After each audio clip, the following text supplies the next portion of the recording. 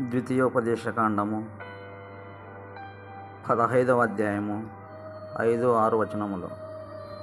కావున నేడు నేను నీకు ఆజ్ఞాపించుచున్న ఈ ఆజ్ఞలన్నిటిని అనుసరించి నడుచుకొనుటకు నీ దేవుడైన యెహోవా మాటను జాగ్రత్తగా వినిన ఎడల మీలో బీదలు ఉండనే ఉండరు. ఏలయనగా నీ దేవుడైన యెహోవా నీతో చెప్పి ఉన్నట్లు నిన్ను ఆశీర్వదించును గనుక నీవు అనేక జనములకు అప్పు ఇచ్చెదవు కానీ అప్పు చేయవు.